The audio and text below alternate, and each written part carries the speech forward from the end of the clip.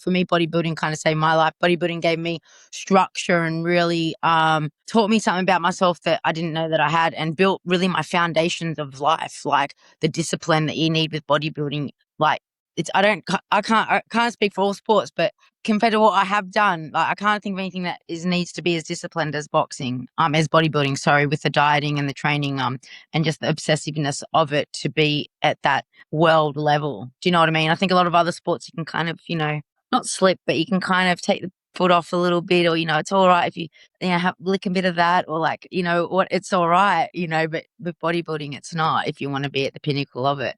And when I talk to other boxers and they're like complaining about the boxing diets, and I'm like, guys, you have no idea. You get to eat fruit. You get to have some colored vegetables. You're actually having sauce, There's no cure for this one!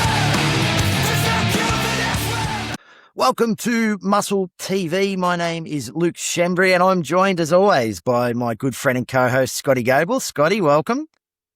Thank you, Luke. I'm looking forward to this episode. Yeah, today we got a very special guest who is an Australian professional boxer, former IBF bantamweight world champion, former mathematics teacher, former competitive bodybuilder. She's a black belt in karate, speaks 3 languages, including Spanish and Portuguese. She's a mum. She holds a professional record of 10 wins, 3 losses with 4 stoppage victories. And in 13 professional fights, she's never been stopped. I first met her pouring beers at Tooney Pub back in the day. The blonde bomber, Ebanie Bridges. Welcome. Hey, boys. How are you? Wow, blast from the past. This is really cool. It's really cool, Luke, when you messaged me to get on this, because, like you said, pouring beers at Tooney Pub, like when I was 18.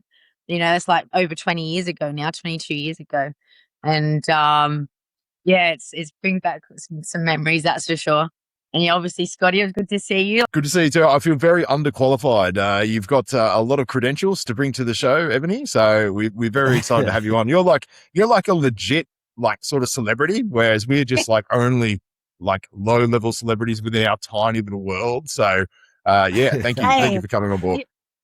You guys, like I was just talking to one of my friends here, and they were asking me what I was doing, and I was saying, I'm actually doing like this podcast with this guy, like Luke Shembry. He was like, the #1 bodybuilder in Australia. Was like probably the most famous bodybuilder in Australia, like back in the day. Like, he was like, this and that, like, because you were, Luke, like he was the man. And obviously you, Scotty, with your training and everything as well, like the same thing. Like, so don't play yourselves down, but obviously it's a niche, isn't it? I think, I've just kind of got into a different sport or industry, and kind of, made some waves, and managed to also get in the mainstream, I guess, with connections and just what I've done, I suppose. And it's a little bit more, I think, boxing or fighting, or, my connection with like Conor McGregor and all that kind of stuff. I think it brings a bit more mainstream, but bodybuilding is a very niche kind of sport. And I still to this day tell people that it's the hardest thing that I've ever done in it. It's honestly, compared to boxing's not like nothing compared to bodybuilding. That's wow. So fucked. How did I do it? How did we do it? Yeah. How do you guys do it? We all have mental health issues, Ebony, so it's pretty well established in bodybuilding. If you're doing that, you got mental health issues. Definitely. Yeah. I mean, they said that about boxing as well. I mean, I get punched in the head for a living. Well, I try not to, obviously. But, yeah, nice. But yeah, nice. I think people don't understand, like, obviously, because of bodybuilding really, I know I'm going off track. I don't even know. I'm just talking like now, but I'm just going to say with bodybuilding, a lot of people in boxing say how boxing saved their life. For me, bodybuilding kind of saved my life. Bodybuilding gave me structure and really, taught me something about myself that I didn't know that I had, and built really my foundations of life, like the discipline that you need with bodybuilding. Like, I can't speak for all sports, but compared to what I have done, like I can't think of anything that needs to be as disciplined as boxing, as bodybuilding, sorry, with the dieting and the training, and just the obsessiveness of it to be at that world level. Do you know what I mean? I think a lot of other sports you can kind of, not slip, but you can kind of take the foot off a little bit, or, it's all right if you have lick a bit of that, or like, what, it's all right, but with bodybuilding, it's not, if you want to be at the pinnacle of it. And when I talk to other boxers and they're like complaining about the boxing diets, and I'm like, guys, you have no idea. You get to eat fruit. You get to have some colored vegetables. You're actually having sauce, trust me. But yeah. Makes a difference. Anyway, Makes a sorry, difference. Tell me, Ebony, you're born and bred Western Sydney like myself, aren't you? You were born in there and that's where you grew up? Yeah, Blacktown, Seven Hills, Toongabbie. I was born in Toongabbie. Went to Greystanes, Yep. Westie through and through. Doing burnouts, Same here, don't worry. bruh. Same here. Tell me, in your early days, was it karate? Is that where you started your sporting career? Yes, martial Because arts. you've done quite a few things. Was that how it Yeah. all kicked off?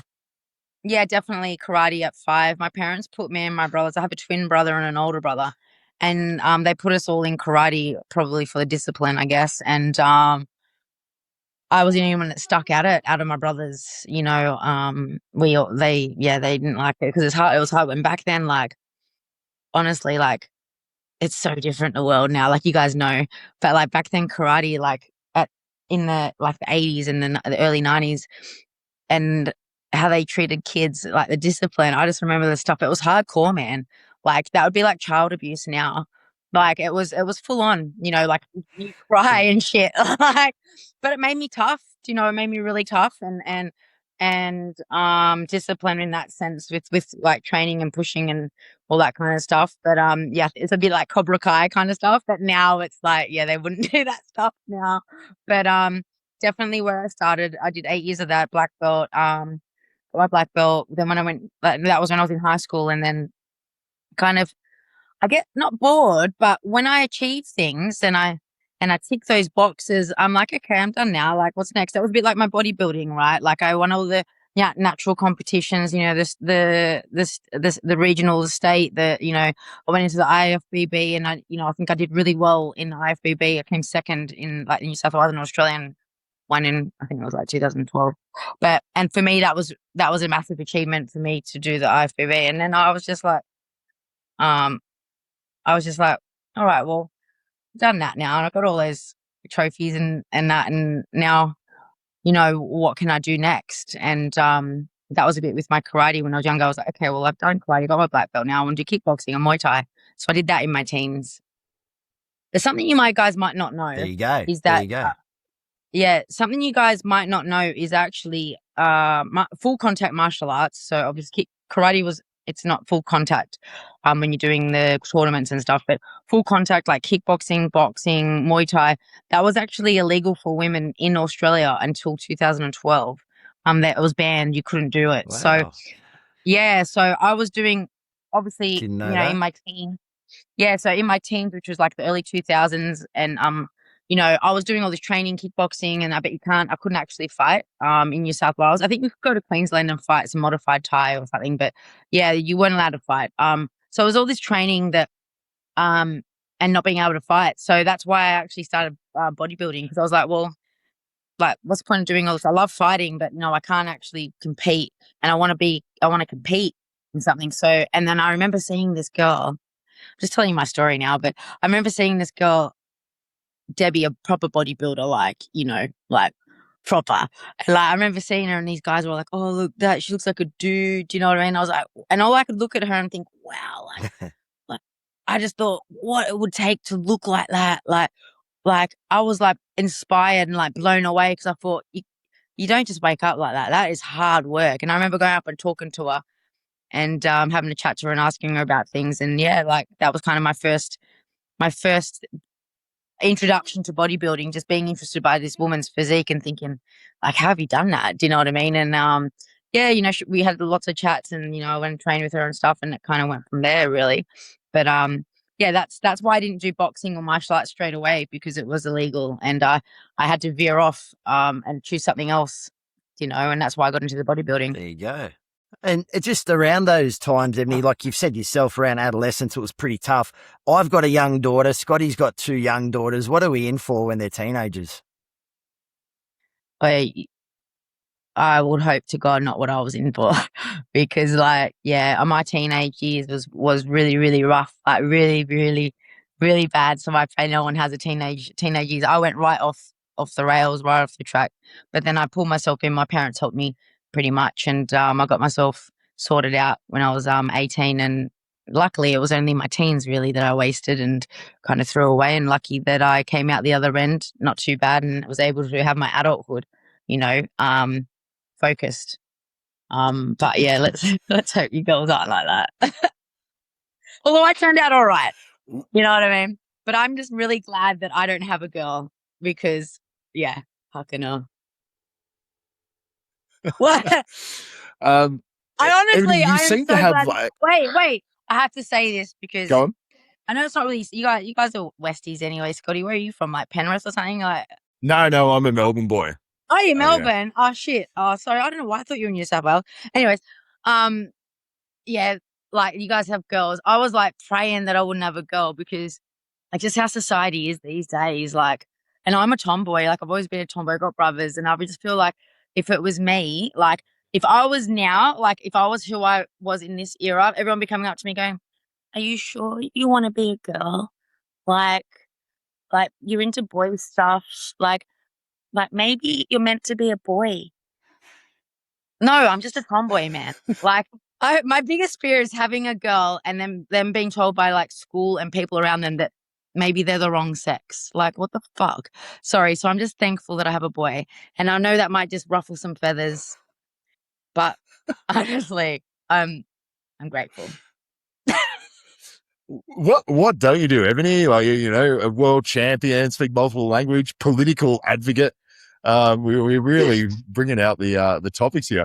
Luckily for me, my daughters have incredibly strong gender boundaries at this point in Oh, time. They brilliant. are locked in to girl things. Good. But they do a little bit of kickboxing at the Oh, moment cool. because we're trying to raise some strong girls, and I want to get them Exactly. into some grappling. Um, Yeah. so But it doesn't mean that with that in doesn't mean mind, that like. they doesn't mean that they can't be girly as well. You can be both. Do you know what I mean? That's where there's a skewed line. Like, yeah, anyways, these days, but we won't go into it. It's another topic. Yeah, well, look, obviously you have some sort of psychotic competitive streak in you because every single thing you've done, you've either taken it to the absolute limit or you've got to a point where you can't, kick people directly in the face with your shin. So you've moved on to something else. Exactly. What do you think this came from? Have you always had it, like from a really young age?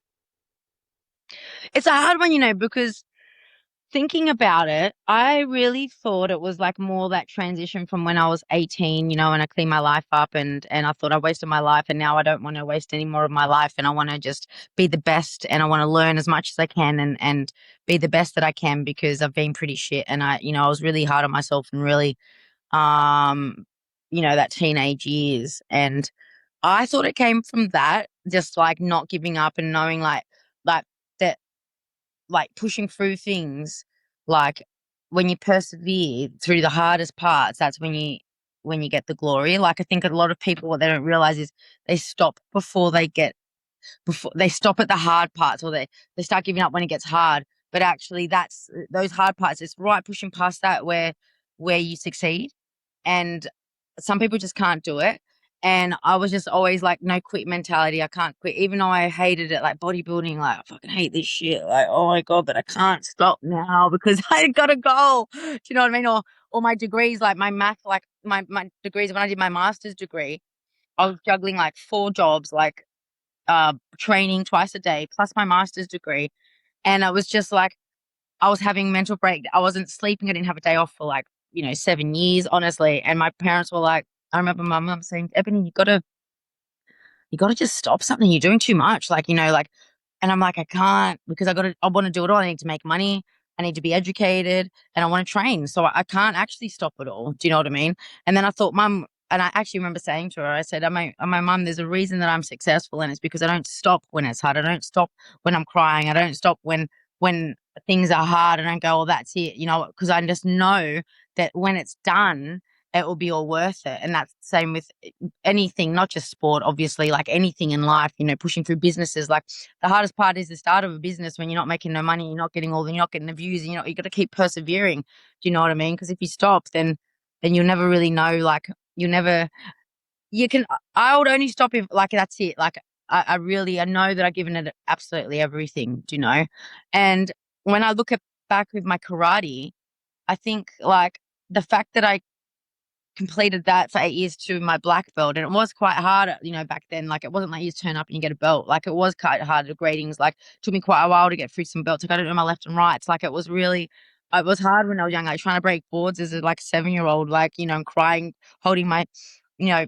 Push-ups, press ups in my front, just these front two knuckles, not four, just those front two, 5 minutes, and then going to break a board. I'm already crying. Do you know what I mean? Like it was intense, but I managed to still do it and complete it. So then I think maybe I always had it in me. Do you know what I mean? Maybe it wasn't just that life kind of turning point, but it's just I lost it for a little bit when I was in my teens, and then it came back. Sorry, I can really talk. So with the mathematics degree, if you were a little bit off the rails as your teens, you obviously must have done somewhat okay at school, or did you get in sort of at a later a date? Like, Mature. was it a post high school? You Yeah. did. Yeah, so I didn't go straight to university after school because I didn't get a UAI, or I don't know what they're called now. But yeah, I didn't get that because of my grades. But I finished my high school certificate. So you can actually go to uni. Well, back then, I don't know what's like in Australia now, but back then you can go to uni as a mature age student. As long as you have your high school certificate, you just need to do like a bridging course. You just need to do a bridging course. So yeah, I went to university like when I was 24. I started 23, 24, which is classed as a mature age. So they don't really look at your scores then. Do you know what I mean? So yeah. What made you choose mathematics? I just was really good at it. It was one of the only subjects that I was really, really good at. It's funny. I don't know if you actually know this, but when I was in high school, in my year 11 and 12, my HC, I actually did mechanics. So I did traineeship. So I did my first year of my apprenticeship when I was still in school, and then when I left school, I finished my apprenticeship in that. But so because of that, I only did 4 units in my high school certificate. So that's why I couldn't get a UAI, because you need to do a certain amount of units to get a UAI. But yeah, I just like maths. Do you know what the thing about maths is that I wanted to inspire. My goal is always to make people believe in themselves. Yeah, because I was a point when I didn't believe in myself, and a point that I, um, was really hard on myself. And then because of that, I was failing at everything because I just didn't believe. I didn't think I was worthy. But when I, you know, grew and healed and got better, and what I thought, I want to be able to give back this. And I thought with kids, it's always, it starts in school where you can kind of influence children to believe in themselves. And with math, it's going to go on a bit of a thing, but this is why I'm so passionate about teaching, and particularly math, is because so many people believe and say, I'm not good at math. I'm just not a math person. My parents aren't good at math. Like, oh, I can't do math, so it's hard. And it's that negative self-talk. Like, I can't do it. My brain's not made like that. But it's like, no, it actually, that's bullshit. It's just like anything in life. If you try and you believe and you apply yourself, you actually can do it. So I saw so much improvements in my children, in my students, because I instilled in them that no, we're not allowed. So I had the banned words in my class was, I can't, it's too hard, and I'm dumb. And they weren't allowed to say that in class. And if they said that in class, they'd have to come back at lunch and do detention. But really, it was just writing positive affirmations about themselves. And these kids, like imagine like 7, 8, 9, year 9 kids, like, and I taught at rough schools like Aids High School in Campbelltown, like rough schools, writing positive shit about themselves. It made them so uncomfortable. Like they would rather keep their mouth shut in class than have to come back at lunch to write positive stuff about themselves. But in turn, it actually stopped them from talking negative about themselves. So it kind of worked, because the kids they say, oh, they dob on each other. Oh, he's just said he's not going to do it because it's too hard, miss. And I'm like, all right, mate, I'll see you at lunch. And oh, no, and they dob each other in, but in the end, after a little bit, they knew that was part of the rules. I had my 10 rules, and that was one of the really banned words. I don't care if they swore, to be honest. Just don't say that negative shit about yourself. And it really worked. And I saw the kids just like really start believing in themselves, and like, you can do it. If you just try, you know, algebra, for example. They tried an algebra thing that, can't do this, and I don't want to do it. Like, it's hard. And I'm like, all right, so that's the first time you've done it. So the first time you've gone out and kicked a football and you've missed, like, is that it? You just give up and you go, oh, shit. or do you go and practice? Okay, it's the same with math. You got to practice. The more you practice, the better you're going to get. It's like anything, it's a skill. And actually, it's true. I know some people get it easier than others, 100%, but it doesn't matter, because no matter what, if you apply yourself and believe and really give it, you're gonna get better at it. It's fucking, you can't not. Sorry. Tell you what, post boxing career, Ebony, you got to go on a motivational speaking tour. I've never been so passionate about. I want to find some equations right now to resolve. To Do be you want to do completely some honest with you, I'm algebra? pumped about maths. Honestly. Yeah, oh mate, And you let's know what get the kids into used it. to be? But The kids used to be like, "Why are we doing algebra, miss? Like, we're never going to use it." I'm like, "Well, actually, it's problem solving, and you solve problems every single day. And when you become an adult, you're going to have to solve a lot of fucking problems, and you're going to have to use that part of your brain, which is problem solving, finding X, or why does that equal that, and why do you have to do this to get that? And that's what it is. It's problem solving. Do you know what I mean? That's what math is. So it's like you're going to use it every day. Like if you have a fight with your missus, you got to solve that shit, man. That's how I absolutely, you solve do. it.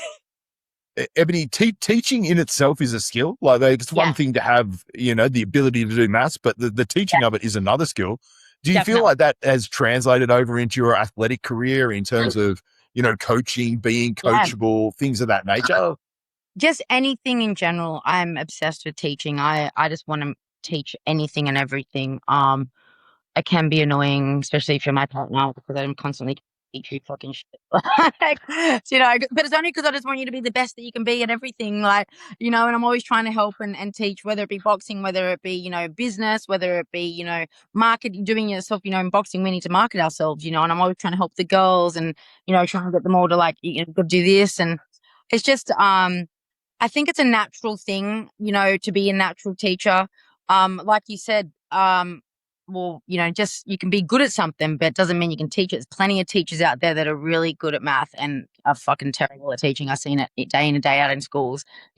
Plenty of coaches out there that are great with bodybuilding themselves, but don't know how to freaking teach someone how to do it. Do you know what I mean? Or boxers, like my partner, brilliant boxer, like honestly, like obviously one of the best in the country, but when it comes to teaching, it's like, because it's so natural to him, and you don't know how to, you have to be able to communicate how to do it, and I think because with me, I kind of wasn't a natural really at anything. Like I've always just applied myself. I know where to start, and where you have to start, and the layers that you have to go through, not just expecting that they should know it and they should just do it and just do it. Do you know what I mean? Like, how can't you get this? It's like, well, because it's not that natural for everyone. Some great advice, Ebony. I love it. Now, listen, I was using AI to try to come up with a maths question that was, it would be counterintuitive. Can I put you on the spot and give you this one? Because this took me a while to figure out, and this was after I knew the answer. I didn't get it fresh. Can I give you a shot, Ebony? I actually, and Ebony, once you figured it out, can you explain it to me? Because I still don't get it. I've seen the question and the answer. I still don't understand. So well, go on. all I'm going to say is I haven't done math for forever, and I actually hate doing math on the spot. But let's see. What have you got? Oh, okay. Well, I won't put you on it then. I won't put you in it. Okay. Whenever anyone asks me, what's this times out? And I'm like, you can try. It was a tough one. I still don't understand it even with the answer. That's all right. We'll keep it around sport. So tell me, Ebony, you go to bodybuilding. Arena Manta, that was your coach, and my coach was Luke Wood, who, they used to be together for a while. So one thing I was surprised about, Ebony, I've got to say, I remember those days, you put on a lot of lean mass very quickly, and you don't do that unless you're obviously training hard and eating right, but unless you've got some good genetics as well. Like, did you know that with karate that, you had a lot of fast twitch muscle fibers because you really put on a lot of lean mass in that time? Do you know what? I'll tell you something. It seems like that, but Arena, I'll tell you my story about Arena. So I went to Arena, right, when I was like 19, I think, and I was like, hey, I want to do bodybuilding, like, and then she looked me up and down, she's like, yeah, you need your back, you need legs, and you need maybe end of next year. That's like 2 years, right? I go, what? And she's like, we need to build you up first, because you don't have any muscle. And I was like, here, you know what it's like. Girls come to you and they're like, oh, I want to compete in 3 months. Okay. Sure, we can diet you down, but you're gonna look like fucking shit. So she kind of and obviously that's thrown me off. But at the same time, what it did was prepare my body. We did 2 years of off season building my body, eating off season, like, and Rena Man is a fucking psycho, like, communist, like Romanian, like, everything else perfect, like fucking. It was like intense. So I'd already like done 2 years of like hard fucking intense, like Arena Mana style dieting and training, like fuck, like I was training with her like twice a week as well. Like she's just fucking intense. But like it built me, like, I'm thankful that I started with a coach that was so intense and so like that, like so mega, because if you start like that, then that's where your expectations are. Do you know what I mean? There was no pussyfooting or no fucking bullshit like, oh yeah, we'll just diet you down and get you and take your money and like, get on the stage and like you won't place, but whatever. Because I did that, actually, I won my first 5 comps and I won overalls, and I did everything because I put that work in first, and I use that with everything in life. That it's a long bodybuilding is a longevity kind of sport. It's well, not longevity really, but my body's fucked. But it's a long sport. Like it don't happen overnight. Like it does take a long time to build muscle. Do you know what I mean? And it puts in a lot of work. You can't just, like lift some weights and boom, like there you are, but it seems like I put on a lot of lean muscle fast, but really actually from my very first comp to my last comp, I think it was about an 8-year thing. 7 or 8 years. I was 40. I went from 47 to 46 up to 53. So it was about a kilo a year. Do you know what I mean? But I think it was just like, yeah, the muscle maturity, as when you get older and everything like that, and just discipline, man. Like I said, like I didn't even fucking lick sauce. I didn't even like pick off someone's nothing. Like for that 4 months of cutting, I'd cut for 16 weeks. I would do 3 hours of cardio a day. I was doing I had that like tendonitis in my ankles from doing so much cardio. Like maybe it's a bit different now. You don't have to be that hardcore, but I had Arena Mana, so it was like fucking hours of cardio. It was like not like a fucking an apple is fucking like bad. It's gonna make you fat. Do you know what I mean? Like don't have any carrots. Like it's colorful. You can't. It was hardcore, man. But it got me fucking shredded, and it got me, that physique that I had. And I definitely have the genetics of the bone structure, Luke. Do you know what I mean? I think bone structure is definitely genetics. I think that's something you can't change. And we know in bodybuilding that you can only do so much posing, so much building of structure with your muscle, that in the end, the best of the best, it will come down to that genetic shape that you have. You know what I mean? You can try as hard, you can do everything perfectly right, but if you don't have that bone structure, if you don't have the symmetry in your bones, it's going to be, when you come up against someone that is symmetrical like that, it's going to be a hard beat. Do you know what I mean? You can twist and turn certain ways to look, as to make your posing a bit better, and to make you look as like, give you the visual illusion that you're more symmetrical. But yeah, definitely genetics help. I'm a little tank. I'm only 5 foot. You said off camera. You said off camera that bodybuilding you found harder than boxing. Can you tell me, like, what specifically? Is it the calorie restriction? Was that the killer? Nah, it's not the calorie restriction. It's more the food. It's more the. I don't know what it's like for you guys. I don't know if it's, obviously, nutrition's changed, but obviously when I was doing it, it's like, it was just so bland and strict. And it was like, I didn't have one cheat meal for 16 weeks. Like, like I was, I chew nuts and spit them out. It's such an eating fucking disorder. Honestly, like it's the shit that it did, like I can't swallow it, but if I can chew it, it's all right. Yeah, fucking hell, like honestly. And like it took me a long time to recover from bodybuilding. As much as I love bodybuilding, it did fuck me up. Do you know what I mean? But I'd love it. It's a love-hate thing. But it's definitely the fact that if you guys would know, because like say for example you fucking eat something that's a bit salty, or you eat I don't know, a chocolate you're not supposed to have. All of a sudden you're like touching your stomach. I'm fat. Did I feel it? You go and look in the fucking mirror and you pull out your shirt and you're like, I can see that fucking chocolate. I can see it there. Change my body. Yeah. Like that head fucked. You know what I mean? Yeah, it's like, or as soon as I eat, I start pulling my skin on my stomach. Like, what? It's not going to be there, Ebony. It's just gone out of your. Why are you touching your stomach like you've got fat in like 2 seconds?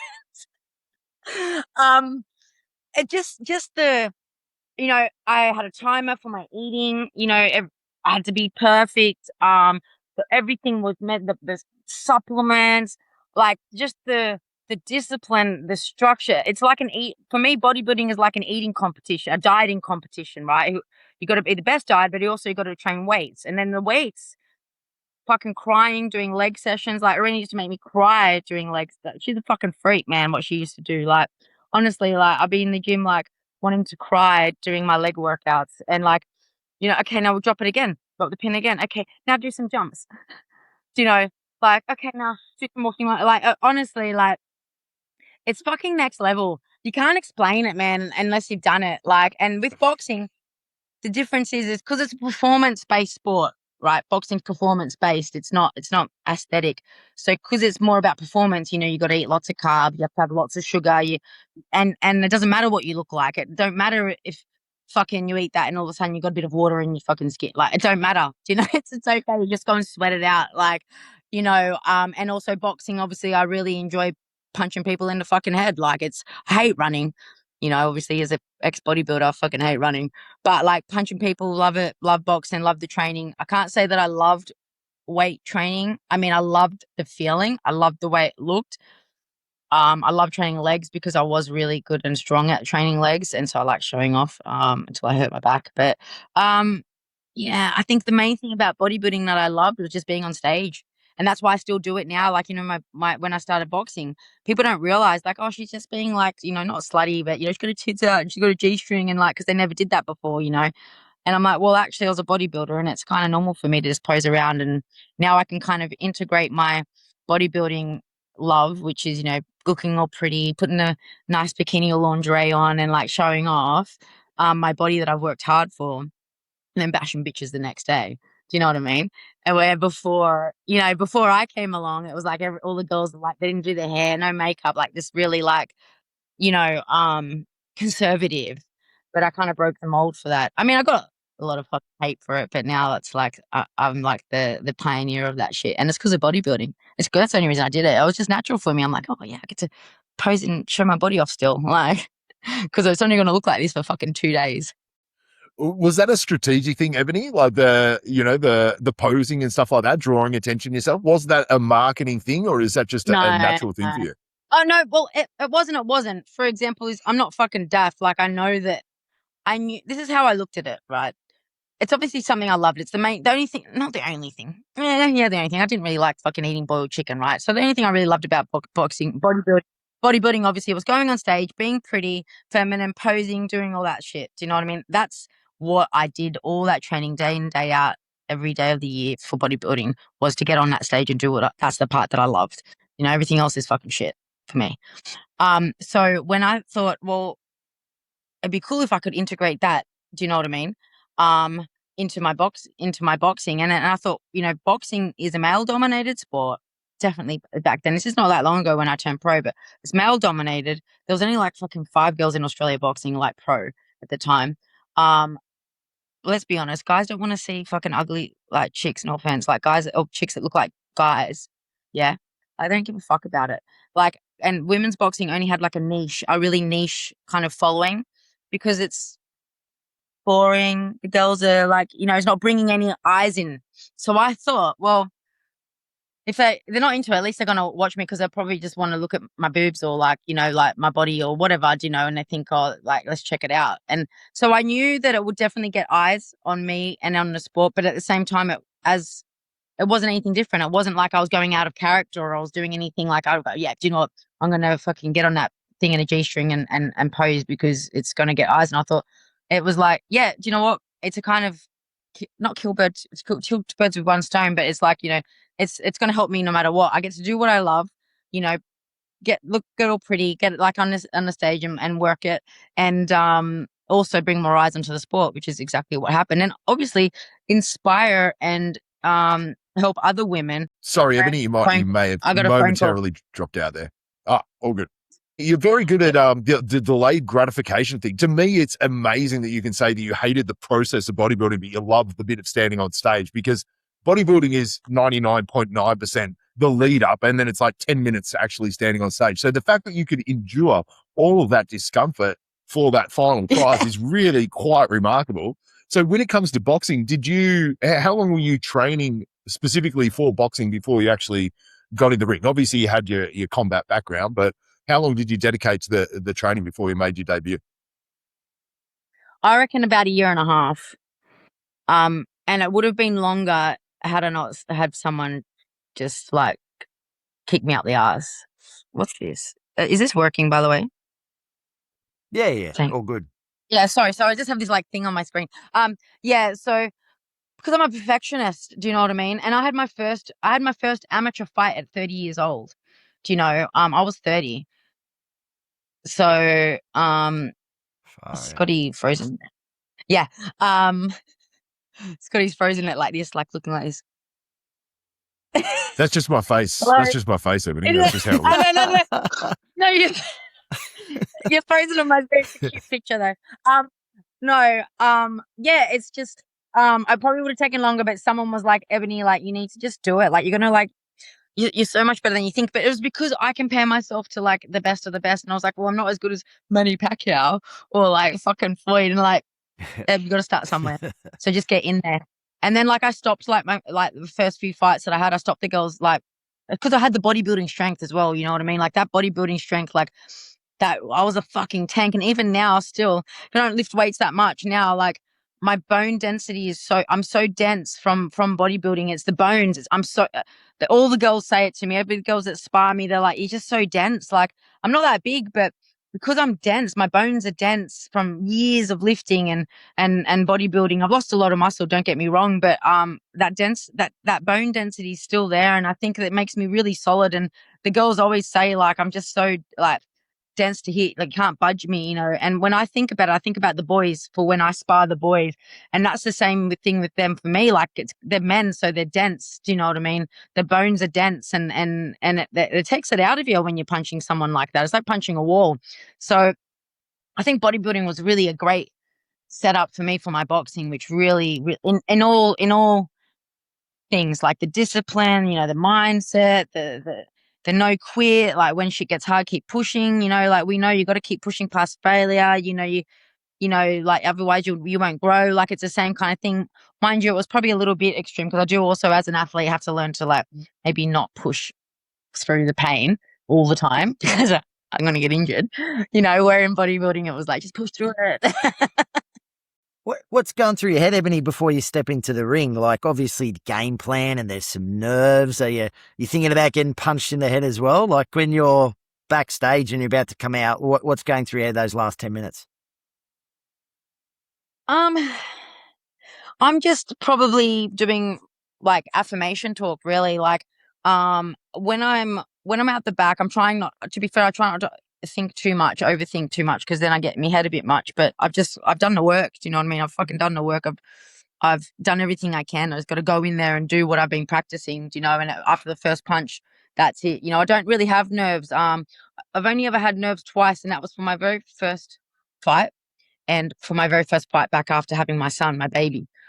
That the nerves I had after going back after giving birth, like after 10 months after having a cesarean and giving birth and being out of the ring for like nearly like what 9 months plus 10, whatever, you know, like not 2 years, but almost there. Like it was like something that's just, I can't even explain.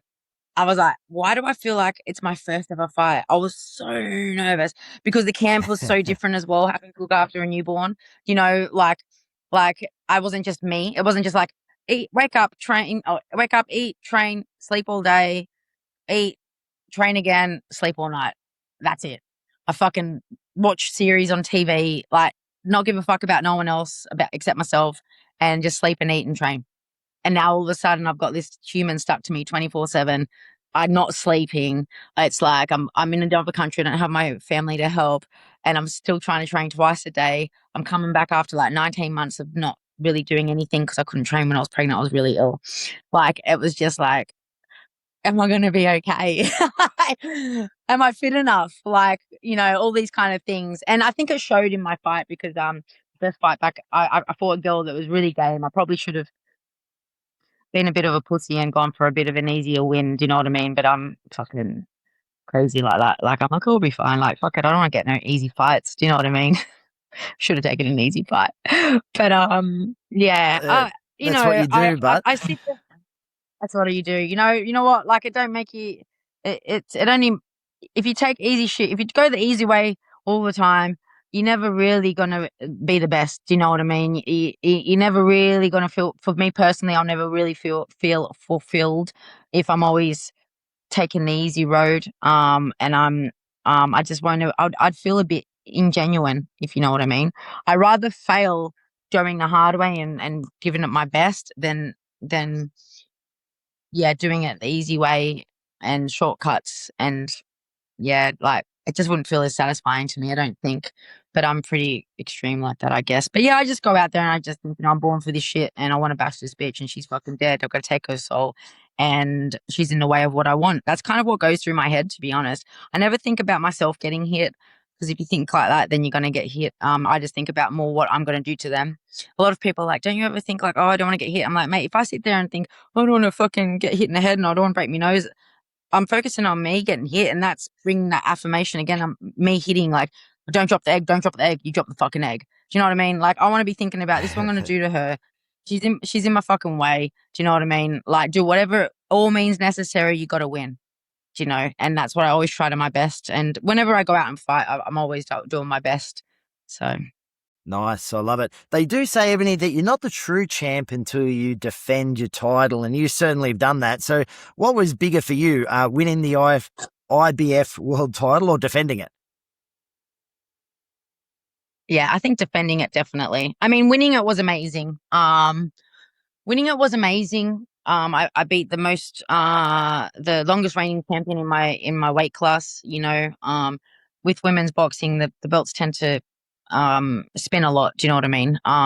But she was the longest reigning champion. It was a fucking brilliant fight. It was the best performance that I had. It was in Leeds in like a almost like my adopted city here. It was mega. But then my defense was against an Australian girl that was just a fucking horrible human. And she was just, I don't remember her, Shannon O'Connell, but she was yeah, she was a cunt. Like, sorry, but she was horrible. And so to beat her up was double good because it was like, not only did I defend it, I also shut this bitch up that just talks so much shit. She was like, oh, Ebony's an Instagram boxer and all she does is model and get her tits out. And I'm like, firstly, I don't get my tits out. Secondly, I'm not an Instagram boxer and you're going to find out. And yeah, obviously I knocked her out. So that was great. She still Was has it my nightmare. interesting going into a fight with emotion, Ebony? All I hear from fighters is that, you should be cold and calculated and you shouldn't have let emotions get in. Did you find your emotions come involved when you hated your No. opponent? Not really. I felt like she was a lot more emotional and that's why she crumbled. Because you know what? When I went to touch gloves with her in the center of the ring, she was shitting herself. You could feel it. I looked at her and I thought, she's fucking shut herself because she's done all this talk and all this carry on. But I wasn't like that in the build up. She was the one talking all the shit. Do you know what I mean? I just was laughing at her thinking you're an idiot. Do you know what I mean? Like, and I'm saying cool because I'm not like that. I don't need to put that Mike Tyson hard cunt, sorry for the swearing, but whatever. Kind of personality on. Like, I don't need to do that because it's not me. And it's just a wasted energy for me. Do you know what I mean? I'll show my toughness in the ring when I walk through those ropes. That's when you'll know who I am. And up until that, I don't need to pretend to be anything else, but she was like really just being how she is. And I think she wasted a lot of energy. And I think walking out in front of 16,000 people chanting my name, chanting leads, and booing her. She's not used to that. Do you know what I mean? It's an epic feeling. Like, I don't think, in Australia, I'm not sure, like, they don't have that massive crowds for boxing like over in the UK, but it would have definitely, shocked her, I think. And then it was like the pressure from her because all she's done is talk me down and how bad I am and I'm an Instagram boxer and she's this and that. It's put herself a lot of pressure on her. But I didn't do that, I was just like, she's great, she's a pioneer in Australian boxing. She's been one of the best in Australia for a long time. And it's great, she's going to be a hard fight. I didn't talk her down because I didn't need that pressure on myself because to prove nothing, I already believed in myself. But when you make your opponent look that, like, talk about them like they're that shit, and then you get beat by them, like, you look like an idiot. Mm. Yeah, I mean, you seem to be very much attracted to individual sports, but obviously, there is a team behind you, and you've shifted, internationally. What's it like Yeah. when you're moving on from coaches, trainers, camps, sparring partners, all this sort of stuff? It'd be a huge shift. Like, is it, like, I assume you're well and truly entrenched at the moment, but how was that transition? Not too hard, because you know what? It's a bodybuilding mentality, man. You got to do what you got to do to get where you got to go. Do you know what I mean? Like, you just got to do it. Like, if I had to jump across the pond and go to another country to train for a different trainer to be the best, then that's what I had to do. If I had to leave my family, I was with a guy for 10 years in Australia. I got up and left, and I was teaching, in Australia. I love my job, but I thought I want to be a world champion. And to do that, I need to live in the UK. I got to stop this country hopping for all of my fights. I need to be settled, and I need the top coaches, and that was just a thought. I couldn't get the emotions attached to it, where I couldn't be emotional about it, and have attachments to home or attachments to anything except my goal, and what I had to do to get to that goal, which is what I did, and I've changed coaches a few times, and it's never really an emotional based thing. It's just like, you know what, it's not working, and I need something different to get where I got to get, and you just do the change, and I don't really think about it. Really, it's I don't say it's business. It's not really business. It's just what I need to do. So it wasn't too hard. It's a little bit hard, not having my family here now that I have a son. Before that, I didn't care. I'm just selfish, man. You got to be selfish. Like, I'm selfish. Like, if you want to be successful, you got to be selfish. Like, I don't give a fuck about anyone. Like, I got to do what I got to do. Do you know what I mean? And then when it's all over and done, and I'm old and shit and whatever, then we can have our cakes and teas and fucking socialize. But right now, I have a mission, and it's what I want to do, and no one's going to get in my way. But yeah, obviously now I have a son. It's like, obviously I'd like my family here, but at the same time I build up a community here, and I've got, people here that I class as family, which help out a lot. And yeah, that's what I do, I guess. It's a bit cold, isn't it? What's next on the cards for you, Ebony? What's the immediate future look like? Anything planned? Yeah. I'm hoping to fight at the end of the year, a big fight at the end of the year. And I'm looking to have another world title fight next year and get my belt back, and hopefully the belts, all the belts. Because I have this vision, of me holding a belt, or all four belts, and my son in one hand and a belt in the other. And I've said that to Jake Paul and MVP, and I said, this is my vision. I want to be holding my son and my belt. I want to be a world champion again. I want to come back after being a mum, and I want to prove that, anything's possible if you believe, because all I've done in my whole life is believe in myself and tell myself what I'm going to do, and I've done it. So I just always say, whatever I say I'm going to do, I'll fucking do it. It might be like, as zigzagging, like, no goal is, as much as we want goals to be linear, they never are. They're fucking all over the place, and it takes, longer sometimes to get there, and, get detours, and things happen that you think that, is bad at the time, but actually it ends up working out well. But that's my goal. And I think that photo and that image of my son in one hand and another world title belt in my other hand, I think that's going to be iconic, like probably more iconic than my weigh-ins. And that's just what I'm focused on. So I'm hoping to do that. My body holds out, because I am 40 now, by next year, but that's the goal. So, and then sail up into the sunset and maybe just fucking chill out, like on the couch, and have some fucking ice cream. Like, I don't know. Yeah, I don't think you'll do that. Sorry, Ebony, we had some communication problems, but we're back, and we're up to the very last part of the show. We do thank you for your time. This is rapid fire question and answer. So if you can just answer in short, sharp answers, and we'll hit a few things up. So first up, what is your sharp favorite answers, Ebony? I'll try. Answers, Ebony. Fuck it all. I'm a rambler. I'll try. I was trying to encourage you there. It's rapid fire, okay? It's not extended fire. It's rapid fire. Fucking hell. What's your favorite exercise in the gym? Probably squats. Okay. Most sparring. overrated boxing exercise? Probably all that, like, Floyd Mayweather tapping, silly, speedy pad work. like where the pad Yep. man. Yeah. What's your favorite post weigh in or post comp meal? Like, what's the thing that you're hanging for the most after dieting?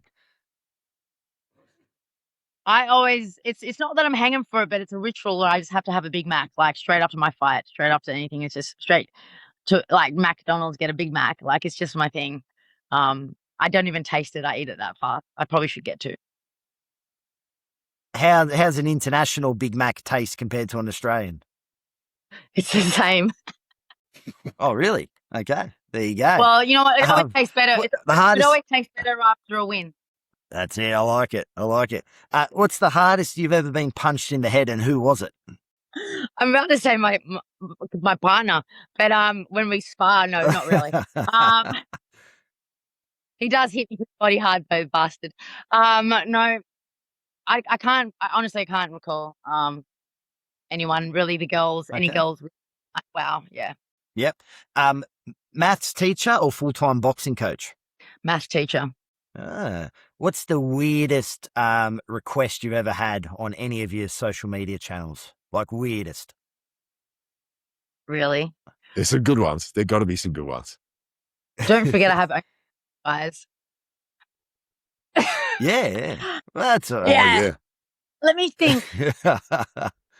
I can give you. Weren't you I'd like to selling give you- socks surely for a some- while there? Weren't you selling socks? Yeah. I'd like to give you 3, just because there's 3 that really stand out, but they're quite different.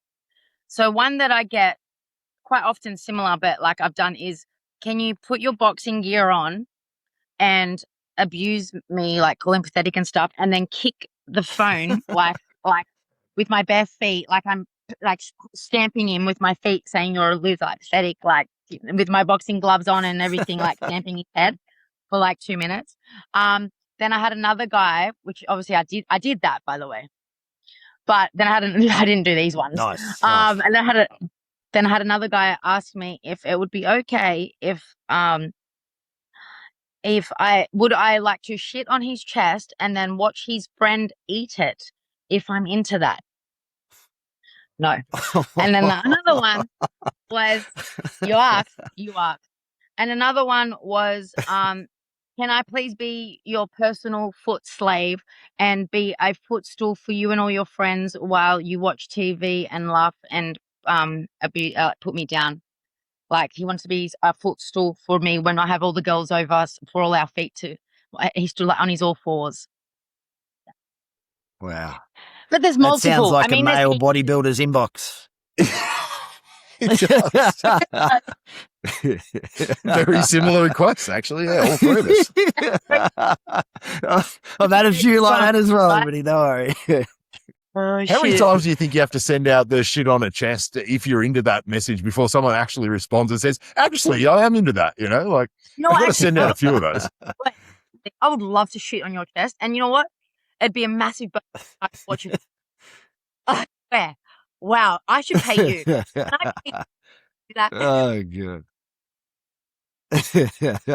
And last one, Ebony. This is the last question. Okay, yeah, go. Sorry, you just cut out. No. Rapid fire, go. Oh, last one. When we repost this episode on Instagram, can we make you a collaborator? Will you accept? Of course, yeah, definitely. Thank you. Thank you very much for your time, Eddie. We've really appreciated having you on. It's been great. I think it's sort of like a bit of a catch up about the old bodybuilding days. I can see it's sort of bringing back some memories for you. And, a lot of your interviews now are about boxing and that. So thank you for your time. We do appreciate you coming on MuscleTV. No, really. And I love what you guys are doing. Like, you guys are inspirations. Like when I was younger, that was our era, and you guys were. It's very catch up. Credit to bodybuilding, yeah, because bodybuilding wasn't for bodybuilding. Definitely boxer I am. I would have the mentality I have, and the strength and anything that I have. It's all for body. Yeah. No, thank Thanks, you. guys. And what's the best way, Ebony, if anyone wants to research you or reach out to you, or any sponsors you want to give a shout out to? Yeah, no, just obviously, my Instagram, Ebanie Bridges. I'm on Instagram, Twitter, Facebook, TikTok, all of it. I've also got a YouTube channel, which is pretty cool as well. Where I do a bit of like behind the scenes stuff. But yeah, just follow me along and all that. So thanks, guys. No, thank you very much. And we will be back next week for another episode of Max's Muscle TV. There's no cure for this!